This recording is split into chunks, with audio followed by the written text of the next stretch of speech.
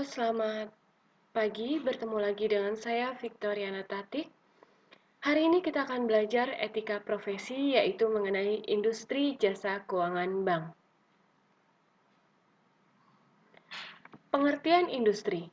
Menurut Badan Pusat Statistik tahun 2008, industri adalah sebuah kesatuan unit usaha yang menjalankan kegiatan ekonomi dengan tujuan menghasilkan barang atau jasa yang berdomisili pada sebuah tempat atau lokasi tertentu yang memiliki catatan administrasi sendiri.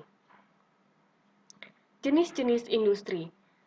Industri dibagi menjadi tiga, ada industri primer, industri sekunder, dan industri tersier. Yang pertama akan kita bahas yaitu tentang industri primer. Industri primer adalah industri yang barang-barang produksinya bukan dari olahan langsung atau tanpa diolah terlebih dahulu. Contohnya, hasil produksi pertanian, kedua, perkebunan, dan yang ketiga, peternakan. Kedua, industri sekunder. Industri sekunder adalah industri yang mengolah bahan mentah untuk menghasilkan barang setengah jadi untuk diolah kembali. Contoh industrinya adalah industri pemintalan benang dan industri komponen elektronik. Dan yang ketiga adalah industri tersier, adalah industri yang produknya berupa layanan jasa.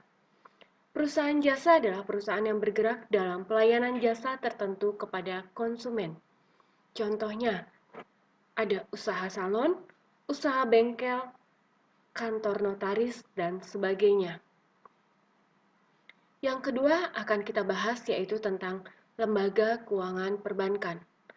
Berdasarkan Undang-Undang RI Nomor 10 Tahun 1998 tentang perbankan, bank adalah badan usaha yang menghimpun dana dari masyarakat dalam bentuk simpanan dan menyalurkannya kembali kepada masyarakat dalam bentuk kredit atau bentuk lainnya dalam rangka meningkatkan taraf hidup orang banyak.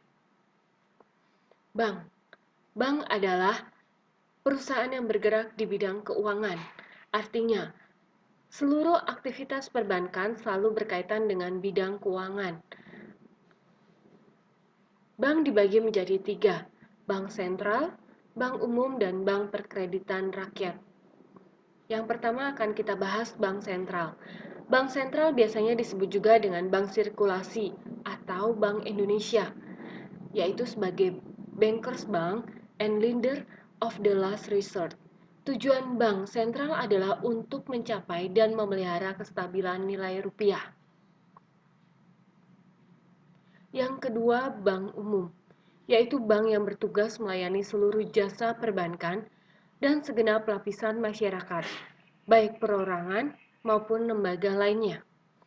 Bank umum dikelompokkan menjadi dua, bank umum devisa dan bank umum non-devisa.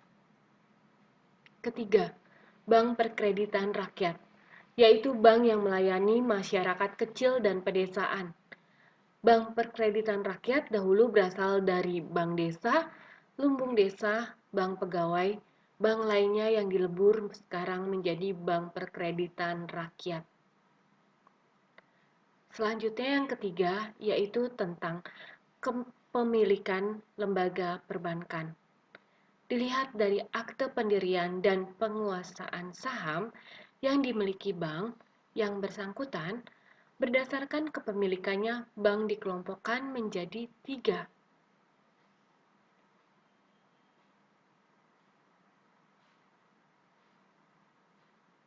Yang pertama adalah bank milik pemerintah. Berdasarkan akte pendirian maupun modal yang dimiliki oleh pemerintah dan seluruh keuntungan yang dimiliki oleh pemerintah. Contoh bank milik pemerintah, Bank BNI 46, Bank Mandiri, dan Bank Tabungan Negara. Selanjutnya yang kedua, bank milik swasta nasional. Berdasarkan akte pendiriannya, seluruh atau sebagian besar modalnya maupun keuntungannya yang dimiliki oleh swasta, contoh bank milik swasta nasional adalah Bank Muamalat, Bank Sentral, BCA, Bank Danamon, dan Bank Niaga. Dan yang ketiga, bank milik asing. Bank asing merupakan bank cabang dari bank yang ada di luar negeri, baik milik swasta asing atau pemerintah asing. Bank asing antara lain American Express Bank, Bank of America, Bank of Tokyo, Bangkok Bank, Citibank, Europe Asia Bank, dan yang terakhir adalah bank milik campuran. Saham bank yang dimiliki oleh pihak asing dan pihak swasta nasional. Kepemilikan sahamnya secara mayoritas dipegang oleh warga negara Indonesia. Bank campuran contohnya Sumitomo Bank Niaga Bank, Bank Sakura Swadharma, Mitsubishi Buana Bank, Intern Pacific Bank.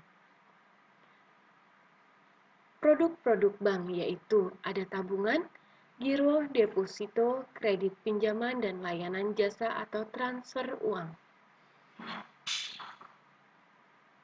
Baik, sampai di sini untuk pertemuan hari ini. Pada pertemuan berikutnya kita akan membahas tentang lembaga keuangan bukan bank. Sampai jumpa dan selamat belajar.